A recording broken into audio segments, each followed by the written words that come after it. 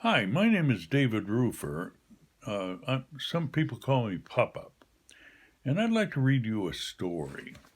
It's a story about a lamb and a cow. The lamb is named Joshua, and the cow is Joshua's friend Abigail.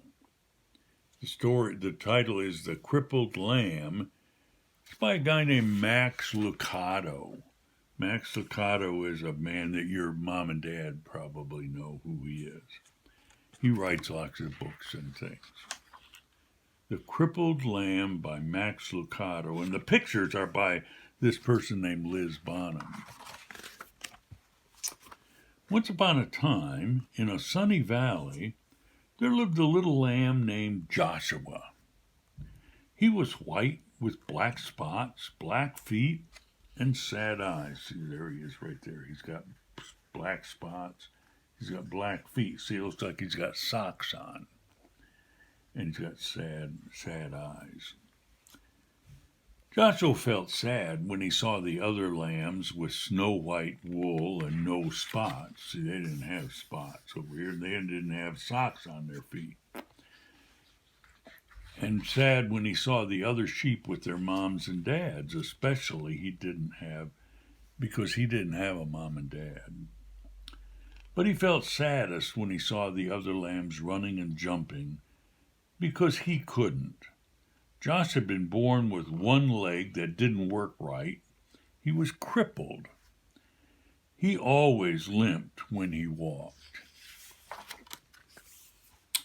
That's why he always watched while the other lambs ran and played, and Joshua felt sad and alone, except when Abigail was around. Abigail was Josh's best friend. She didn't look like a friend for a lamb. Abigail was an old cow. She was brown with white blotches that looked like rain puddles on a path. See, those spots looked like rain puddles, don't they? She had a big belly. It was round as a barrel, and her voice was always kind and friendly. Some of Josh's favorite hours were spent with Abigail. They loved to pretend they were on adventures in distant lands. Josh liked to listen to Abigail tell stories about the stars. They would spend hours on a hill looking into the valley, and they were good friends. But even with a friend like Abigail, Josh got sad. It made him sad to be the only lamb who could not run and jump and play in the grass. That's when Abigail would turn to him and say, "Don't be sad, little Joshua. God has a special place for those who feel left out." Josh wanted to believe her, but it was hard. Some days he just felt alone. He really felt alone the day the shepherds decided to take the lambs to the next valley where there was more grass. The sheep had been in this valley so long that the ground was nearly bare. They ate all the grass. All the sheep were excited when the shepherd told them they were going to a new meadow.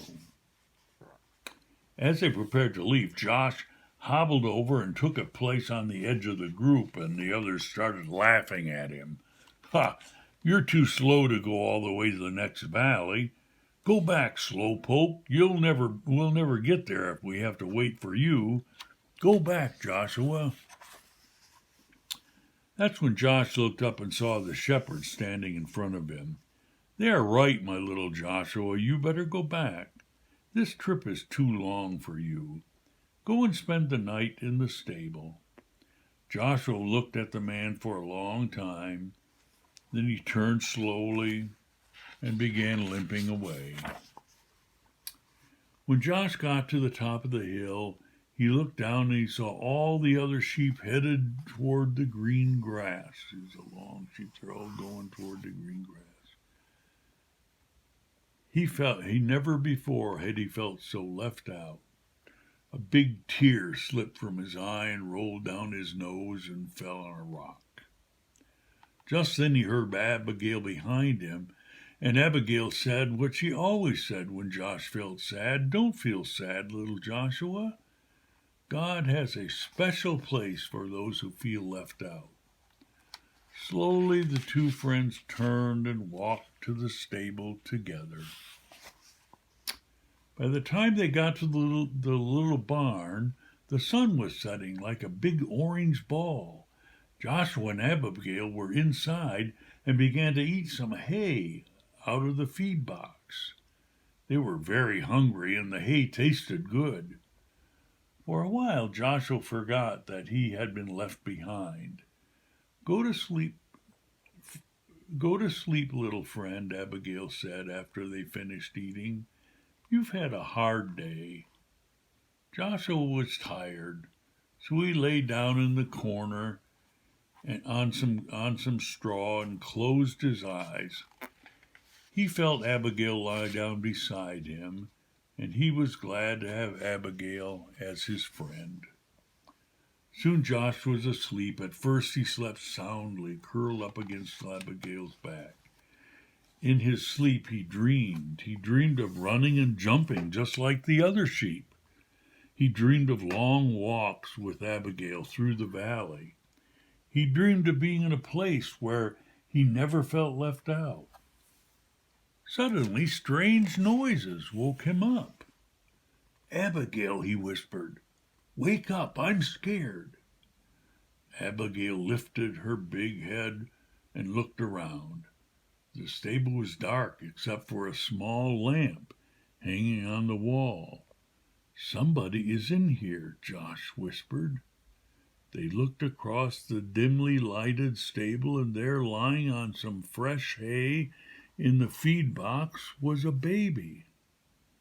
A young woman was resting on a pile of hay beside the feed box. Joshua looked at Abigail, thinking his friend might tell him what was going on. But Abigail was just as surprised as Josh. Josh looked again at the woman and at the child and then limped across the stable. He stopped next to the mother and looked into the baby's face. The baby was crying. It was cold. The woman picked up the baby and put him on a hay next to her. Josh looked around the stable for something to keep the baby warm. Usually there were blankets, but not tonight. The shepherds had taken them on their trip across the valley. Then Joshua remembered his long, soft, warm wool. Timidly he walked over and curled up close to the baby. Thank you, little lamb, the baby's mother said softly. Soon the little child stopped crying and went back to sleep. About that time a man appeared at the stable carrying some rags. I'm sorry, Mary, he explained. This is all the cover I could find. It's okay, she said. This little lamb has kept the new king warm. A king, Joshua thought, looked at the baby, and wondered who it might be. His name is Jesus, Mary spoke as if she knew Joshua's question. God's son. He came from heaven to teach us about God. Just then there was another noise at the door. It was the shepherds, the ones who had left Joshua behind. Their eyes were big and they were excited. We saw a bright light and heard the angels, they began. Then they saw Joshua next to the baby. Joshua, do you know who this baby is? He does now, said the young mother who was speaking. She looked at Joshua and smiled. God heard your prayers, little lamb. This little baby is the answer. Joshua looked down at the baby. Somehow he knew this was a special child, and this was a special moment. He also understood why he had been born with a crippled leg. Had he been like the other sheep, he would have been in the valley. But since he was different, he was in the stable, among the first to welcome Jesus into the world. He turned and walked back to Abigail and took his place beside his friend. "You were right," he told her. "God does have a special place for me." Huh. Isn't that a good story? Thank you for letting me read it to you. Have a Merry Christmas.